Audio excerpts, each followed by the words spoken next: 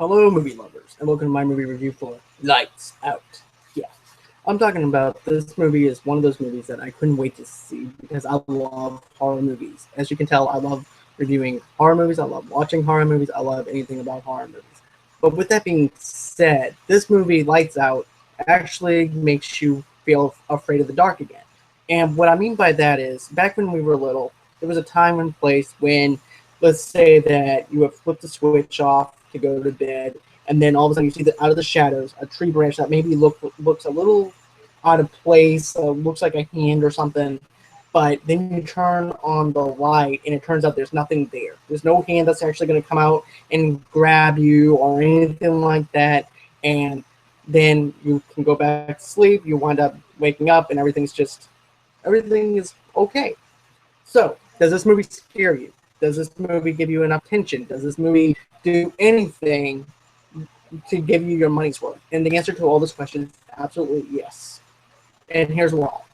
Okay, I'm sold on these characters. These characters alone are fantastically well written to where I can say I actually care about the characters, which is a good thing because you want to be able to be sold into these characters in this world that they're trying to give us. And man, do they deliver with the scares. Um, First off and everything, I love James Wan. I love what he does. I love the Conjuring movies. I love Insidious. I love everything that he does. And with this and everything, he's the producer of the movie, I believe. And yes, there's some background music to allow you to let you know that there is a ghost there in the presence of these characters. But it does not take you out of the movie. It doesn't give you the full jump scare and everything. Although there is a couple of few cheap jump scares here and there. But man, like I mentioned in The Witch, like I mentioned in the Conjuring 2 review and stuff like that, you want to have enough tension there. Crank it up just a little bit at the beginning of the movie, and then what you want to do towards the end of it is have that big old huge climax of the movie. And you want to have that thing at full force where all that tension is released. And I have to say, they actually released this thing pretty well. Another thing too is this weakness that this ghost has is the fact that she's scared of the light and everything, and that's the only way that you can actually feel safe and everything up until you actually turn off the lights and you actually get to see this thing again. And man, does she come after you whenever whenever you're afraid of the dark and everything. I felt scared with these characters. I felt like I cared about these characters. I felt a lot of emotional attachment to three characters, which is the sister, the little brother, and the boyfriend of the sister. And that's actually a hard thing to do, considering the fact that some of these horror movies don't really have that connection very well. And I have to say, they did a fantastic job with this.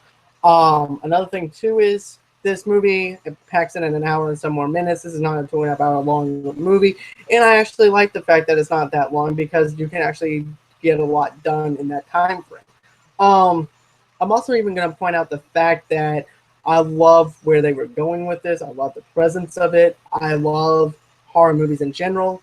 And, this movie is not the best horror movie, but it actually gives you that little flavor there to where you can actually enjoy a good horror movie and be scared off of your pants, pretty much. But, it's done its job. It released the tension that I wanted it to. I got my horror fill for the day.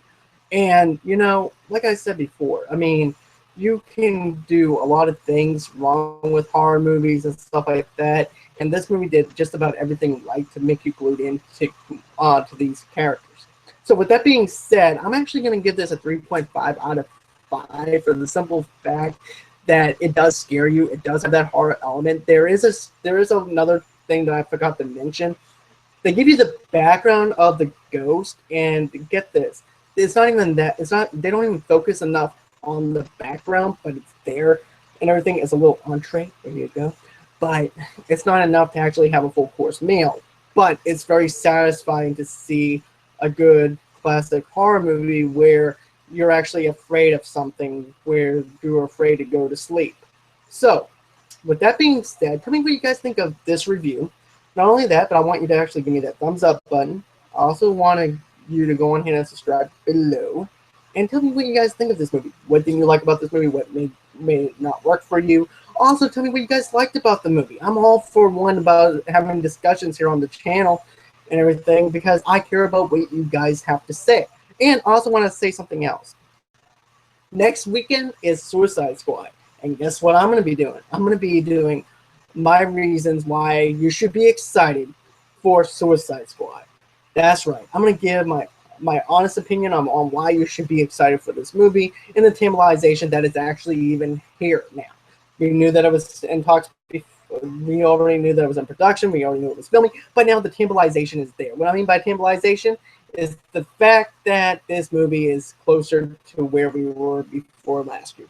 So anyways, with that being said, I hope everyone has a good day, have a good night, and until next time, bye-bye.